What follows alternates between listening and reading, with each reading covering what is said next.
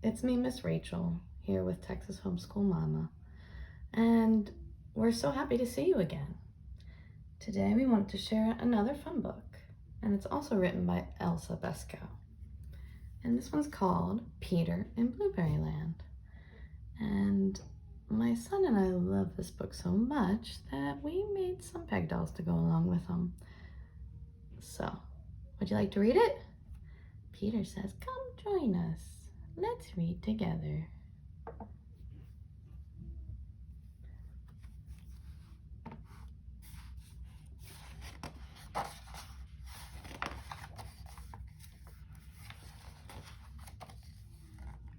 Early one morning, Peter went into the forest. He was carrying 2 baskets, one for red cranberries and one for blueberries. It was his mother's birthday, and they were going to be a surprise present for her. But where were the berries? Peter could not find a single berry. Deeper and deeper he went into the forest, until at last he sat down on a tree stump and burst into tears. Oh no! Suddenly, he felt a little tap on his shoe. "Cheer up, Peter," said a voice. There was a tiny old man, no bigger than an apple. "I'm the king of Blueberry Land, and I'll show you where they grow." Peter was so surprised he didn't know what to say. A second time the old man tapped him lightly on the shoe with his tiny blue wand, and Peter was as small as he was. "Hello, hi." The heathers seemed to grow in great bushes, the grasses tall as spears, and the wild flowers were as big as crowns. Peter's baskets were now much too big for him to carry, so the Blueberry King whistled up 2 squirrels. In a flash, they swung the baskets onto their backs and bounded away. Bye, squirrels.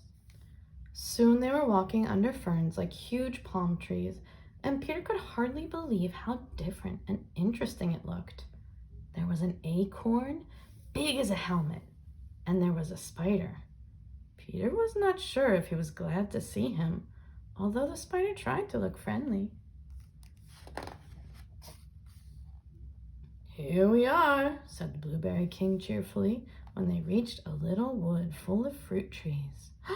"Look," said Peter excitedly, "blue apples!" "Oh, don't be silly," said the king, laughing. "They're blueberries, but come and meet my sons." 7 boys were playing ball with the berries, and they came running up to meet Peter. Their clothes were splashed with the dark blue juice. "Peter has come looking for blueberries," said the king. "Let's see how quickly we can fill his basket."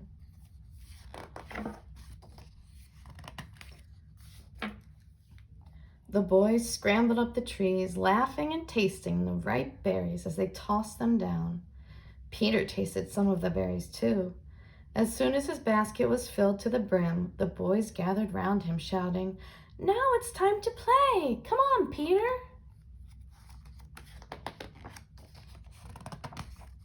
They let Peter steer their bark boat as they slipped through the cool green water, past dragonflies and lily pads, their leaf sails swelling gently in the breeze.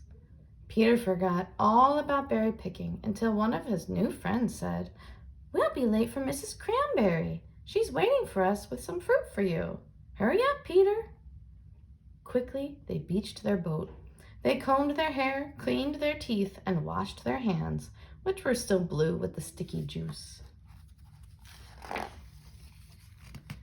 8 brown mice were waiting for them under the blueberry trees. Away they galloped through sunlight and shade, over the springy thyme and sweet moss. Peter had hardly had time to catch his breath when they reached a little clearing. In the middle was a cottage made of cranberry twigs. Outside in the sun sat Mrs. Cranberry and her 5 daughters, polishing berries. The shiniest and reddest fruit they put in a pot to cook with honey. "Peter!" shouted the girls when they saw him. "Mind you pick those berries carefully," warned Mrs. Cranberry, who could be sharp at times, but the girls were already gathering the fruit. 2 curious ladybirds came to watch, so the girls sang, "Lady bird, fly away home," to them.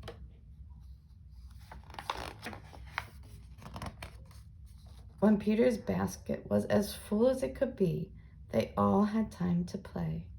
They took turns on the spider's web swing, and when the cricket started up a song, 3 of the girls joined in the chorus. Then Mrs. Cranberry rang the dinner bell, and all sorts of other guests, yellow butterflies, ants, and bees, hurried back with the children.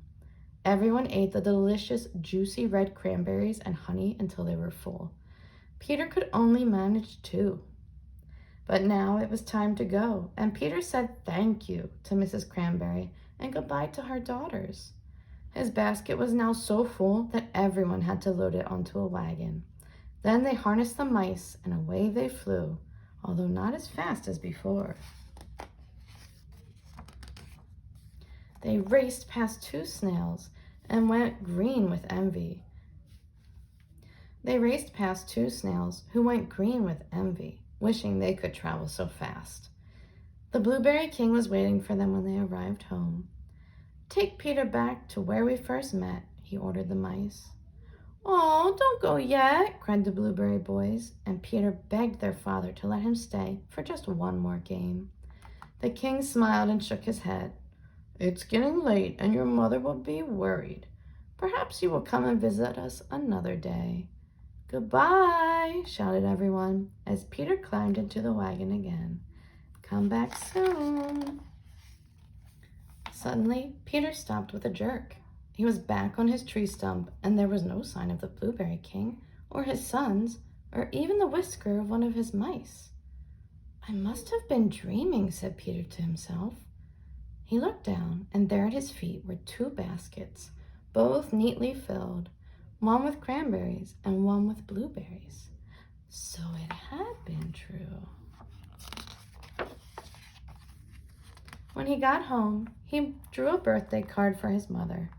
His big sister Kate helped him a little with the spelling. Here it is. He picked these flowers for his mother too, and put them round the baskets of berries. His mother was very pleased and said it was one of the nicest presents that she had ever had. "Where did you find all those berries?" she asked. But Peter smiled and shook his head. It was a secret between him and the King of Blueberry Land.